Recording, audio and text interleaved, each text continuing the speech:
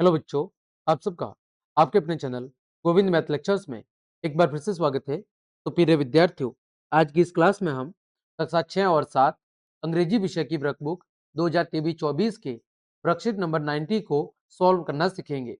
बच्चों, worksheet number 1 से लेकर 89 तक सभी को मैंने बहुत अच्छे से सॉल्व करा दिया है। उनकी लिंक वीडियो के डिस्क्रिप्शन में दी हुई है या फिर चैनल की प्लेलिस्ट पर जाकर आप उन सभी क्लासेस को आराम से देख सकते हैं। वर्कशीट नंबर 90 में हम क्या सीखेंगे? कंपोजेस शॉर्ट स्टोरी और paragraph on a given picture, यानी एक दिए गए चित्र पर आपको एक छोटी सी कहानी अथवा पैराग्राफ को क्या करना है, लिखना है। देखो, यहाँ पर एक चित्र दिया हुआ है। Given below are two images, नीचे दो चित्र दिए गए हैं। What do you think what happened in second scene? आपको चित्र को देखकर क्या लग रहा है कि दूसरे वाले चित्र में क्या हो रहा है? ठीक है, यानी दूसरे वाले चित्र को देखकर आपको बताना है कि इसके अंदर किस प्रकार की घटना हो रही है। Draw it and right the sentences for the given picture. इस खाली जगह के अंदर आपको एक चित्र बनाना है और उसके बाद इस चित्र से संबंधित आपको कुछ वाक्य लिखने हैं।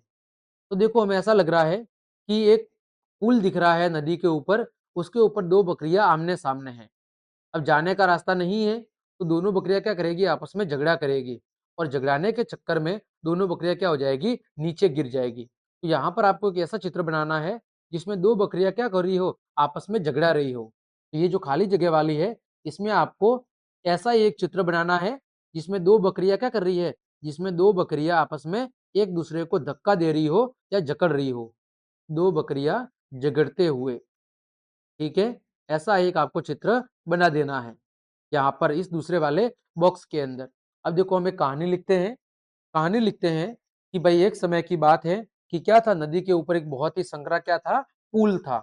देखो मैं कैसे लिखूंगा कहानी कि once there was a once there was a narrow bridge. Once there was a narrow bridge over a river. एक नदी के ऊपर क्या था, एक बहुत ही संकरा पुल था। ठीक है, एक समय की बात है कि नदी के ऊपर एक बहुत ही संकरा क्या था, पुल था। ओनली, वहां से होकर केवल एक ही व्यक्ति या जानवर गुजर सकता था। Only one person, only one person और a animal, a animal could cross that bridge at a time. वहां पर एक समय में उस ब्रिज से होकर, ठीक है, एक ही व्यक्ति या जानवर उसे क्या कर सकता था, क्रॉस कर सकता था।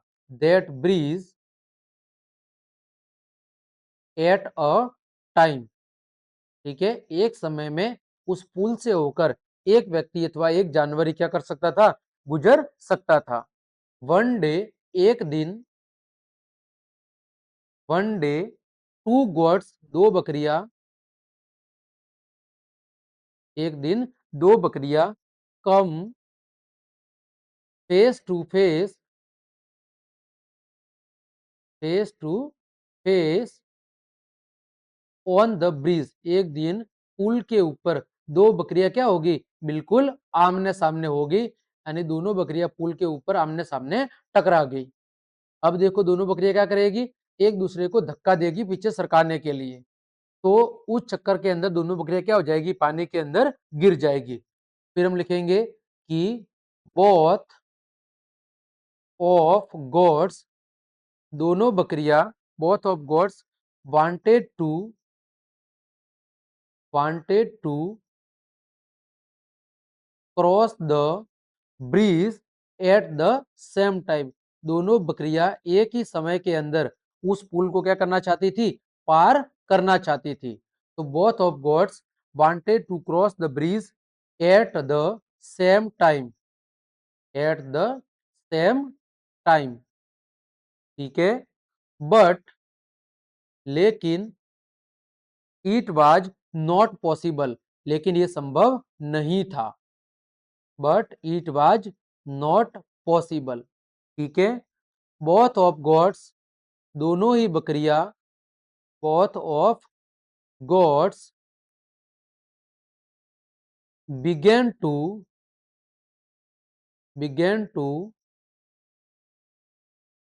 pushing each other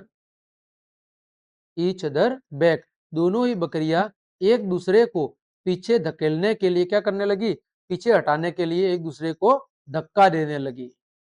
ठीक है।